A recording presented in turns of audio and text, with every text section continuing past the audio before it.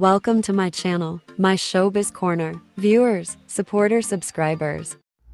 Hello Itin, Kizzy Tandingan, binulgar ang kanyang paghanga sa SB19.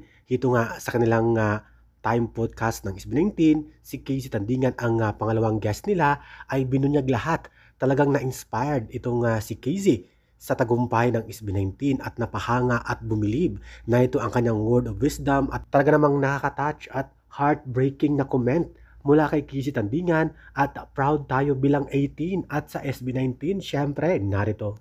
Dito rin pinapaalala ni Kizzy at ang kanyang asawa na ang patience ay very important sa pag-aantay dahil buhos lahat pag dumating na ang oras ng inyong tagumpay. So parang sinasabi ko na huwag ka magmadali. Kasi tama nga sabi mo, stay ready. Kasi pag dumating yung para sa'yo, ano yun? Kakaiba yun. Buhos yun. Buhos talaga yun. Sila, yun nagkala sa kanila, perfect testament yun eh. Nang ilang years din yung inantayan nyo. Diba? But you stayed ready while you were waiting for the opportunity. Kasi minsan, nandun na tayo sa, tagal ko na itong pinagdadasal. Pero nagdadasal ka lang, hindi ka nagpe-prepare. So when the opportunity came, hindi mo kayang i-handle kasi hindi ka ready.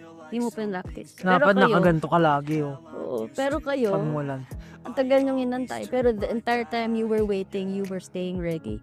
So, nung binuhos ng Panginoon sa inyo, alam niyong i-handle kasi pinagandaan niyo. Pray for rain and bring your umbrella. Wow.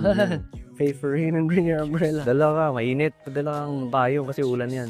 Kaya sobrang nakaka-inspire din kayo yun na like, di ba, pumasok kayo sa industry, kailan lang na talagang, di ba, nung like, time nang go up. Tapos biglang ngayon, like, you have this big company with so much influence. Like, the first...